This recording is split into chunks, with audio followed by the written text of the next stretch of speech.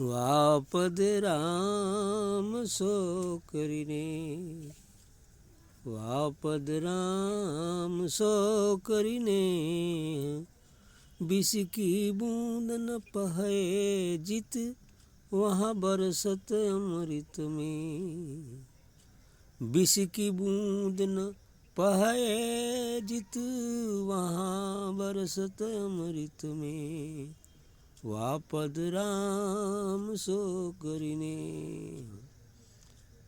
चमकत बिजुली गरजत गगना बाजत अनहद घोर चमकत बिजली गरजत गगना बाजत अनहद घोर यह मन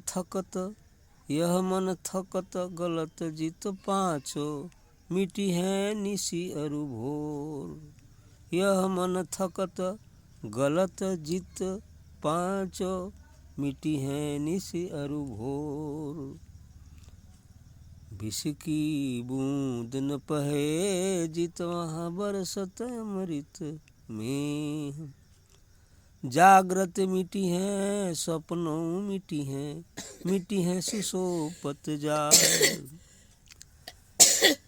जागृत मिटी है सपनों मिटी है सुसोपति जाए खड ऋतु पइये नाही न अवधो खट ऋतु पइये नाही न अवधो एक ही रस दरसाए एक ही रस दरसाए बिनहि जोते बिनहि बोए उपजत खेत है धीर बिनहि जोते बिनहि बोए उपजत खेत है धीर लागत अचरज फल महयुक्ता लागत अचरज फल महयुक्ता बिनहि सींचे नीर राजा गुरु सुखदेव न बाटे राजा गुरु सुखदेव न बाटे सब ही करें बख्शीश चरण दास रास सब पावे मिली है 20 चरण दास रास सब पावे मिली है 20 वापद राम सो करीने। अच्छा कहा है चंदास जी ने कि उस पद उस राम रमता है सो राम उस पद से नेह करो प्रेम करो। वह पद उस पद राम सो करीनो उस पद जहाँ राम की स्थिति है रमता है सो राम उस पद से प्रेम करो नेह करो स्नेह करो। वहाँ क्या होता है उस अमरलोक में होता क्या है तब उस राम पद जहाँ स्थित है वहाँ होता क्या है कर विष की बूंद न पहे जित वहाँ बरसत अमृत में उस शून्य में उस अमरलोक में विष की बूंद नहीं उपजती पड़ती अर्थात विषय नाम की कोई चीज़ नहीं वहाँ काम क्रोध लोभ मोह मद मत्सर ये नहीं है इसलिए वहाँ विष की बूंद नहीं होती। तो वहाँ होता क्या है तो वहाँ बरसत अमृत में ही वहाँ तो अमृत की बरसात होती उस दिव्य प्रकाश की बरसात होती उस ओंकार की धुन की बरसात होती ऐसा दिव्य प्रकाश की बरसात होती ऐसा वहाँ पर है। वहाँ बरसत अमृत में वहाँ बादल अमृत की बरसात करते वहाँ विष की बूंद नहीं पड़ती। विष अर्थात विषय अर्थात काम क्रोध लोभ मोह मद और मत्सर अहंकार ऐसा वहाँ कुछ नहीं है। वहाँ तो सिर्फ वह आनंदमयी अमृत रस की बरसात होती ऐसा है। वाह पद राम से नेक उसी पद से नेक करने की बात करते कहें चमकत बिजलुत गरजत गगना बाजत अनहद घोर का वहाँ बिजली चमकती है जैसे भादों बरसात में कभी कभी बिजली काफ़ी गरज के साथ जब गर्जन होती है बादल गरजते हैं तो विद्युत निकलती है वहाँ से टूट कर जब बर्फ़ गिरते हैं तो उसमें प्रकाश होता है ना, काफ़ी तेज चकचकाया जाता है ना, ऐसे ही वहाँ बिजली गरजती है। और क्या होता है, बाजत अनहद गुर, वो अनहद नाद भी बजते रहता है जिसकी कोई सीमा नहीं है, जो अनाहत है, बिना आघात के पैदा होता है, जिसकी कोई सीमा नहीं है। ऐसा ये अनहद नाद, अनाहत नाद भी कहते हैं इसे, अनहद भी कहते हैं, अनाहत भी कहते हैं, है ना। अर्थात वो ओंकार की धुनी वहाँ बाजती रहती है, बिजली चमकती रहती है, गर्जन होती रहती है, ऐसा कुछ उस राम पद से नहीं करने की बात करें, वह राम पद है। करें यह मन थकत गलत जित, पांचों मिटी हैं निस्वर भोर। वहाँ जाने के बाद पहले ही यह मन थक के तृप्ति में ही रह जाता है। यह मन थकत, यह मन थक जाता है। गलत जित पांचों, जहाँ ये पांचों तत्व अर्थात शरीर मिट जाती है, यानी मन भी मिट जाता है, शरीर भी मिट जाती है। थकत गलत जित पांचों मिटी हैं निस्वरूप है, और वहाँ न रात्रि है न दिन है, वहाँ दिन रात भी नहीं होता है, ये सब मिट जाता है। इतने ना आएगा तो जागृत मिटी हैं, सपनों मिटी हैं सुसुप्त जाए। कहें ये तीनों अवस्था जो जागृत, स्वप्न और सुसुप्ति संसार की अवस्थाएं हैं, ये भी मिट जाती हैं, सुसुप्ति भी मिट जाती है। जागृत अवस्था में जैसे हम चेतन जागृत अवस्था में बातचीत करते हैं, काम करते हैं, सब करते हैं, ये जागृत अवस्था है। स्वप्न जब हम सो जाते हैं तो इंद्रियों को साथ लेकर मन, शरीर सो जाता है ना, अपना घूमते रहता है, यहाँ वहाँ करता है, स्वप्न देखता है, घूमता है, वही स्वप्न के रूप में आता है। ऐसा जो है ये स्वप्न अवस्था है।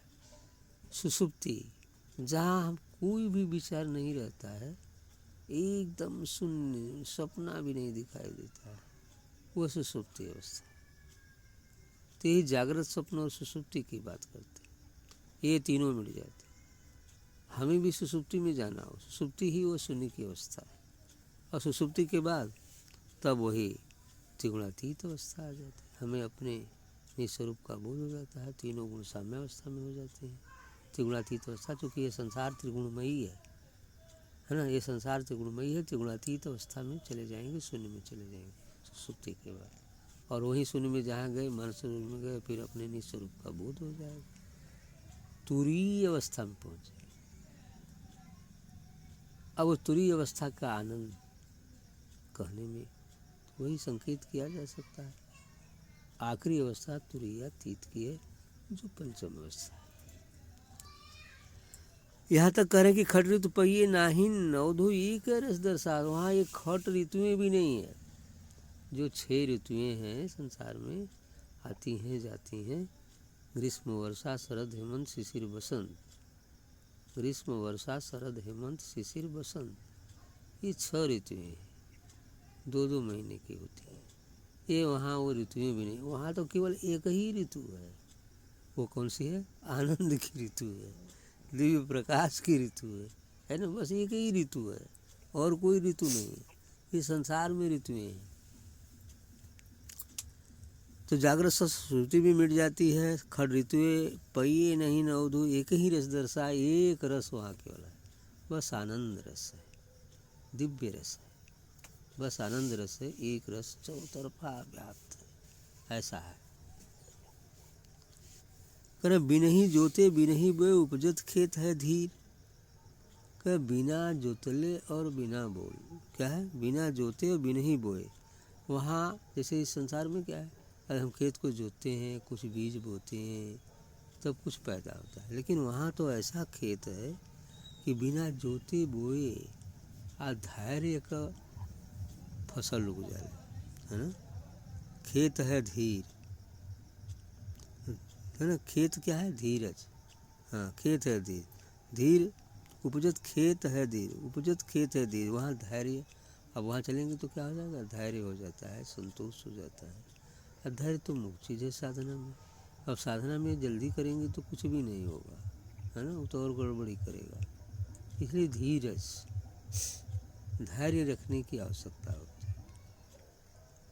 लागत अचरज फल महयुक्ता बिनहि सींचे नीर। इतने ना, अब उस धैर्य के खेत में क्या लगता है? मुक्ता फलती, मणि मणि है ना, वो मुक्ता जो है पैदा होती है, और वो बिना सींचले, बिना पानी देले, बिना पानी देले और मोती फलता है। कौन सा मोती? उस दिव्य प्रकाश का। वो दिव्य प्रकाश का मोती वहाँ चारों तरफ फसल है, फसल है, बिना जोतले बोले, बिना सिंचले, है ना। और यहाँ तो फसल तब लहलहाएगी जब इसको जोतेंगे, बोएंगे, पानी देंगे, खाद देंगे, तब लहलहाएगी। और वहाँ तो बिना जोते बोए ही वो मुक्ता मणि पैदा होती। लागत अचरज महफल युक्ता बिनहि सींचे नीर। करह राजा गुरु सुखदेव न बाँटे, आ सबही करह बख्शीश। और इस फसल के लिए इसको कोई बांटने वाला भी नहीं है। राजा गुरु सुखदेव न बाँटे, कोई बांट नहीं सकता उसको। इस ज्ञान को कौन बांटेगा? तो जो हो गया, जिसको हो गया वही हो गया ना। वो बख्शीश में अपना कुछ कर दे, देते रहे, वो अलग की बात। करें बख्शीश, सबही करें बख्शीश, सबको आशीर्वाद देते। चरण दास रास रस पावे, मिले हैं विश्व बीस। और चरण दास जी कहते हैं उस रास, उस अमृत रस को जो है मिल जाता है, और चारों तरफ विश्व बीस है, हर जगह वही है, हर जगह वही आनंद दिखता है, वही रस मिलता है। ठीक, चलिए।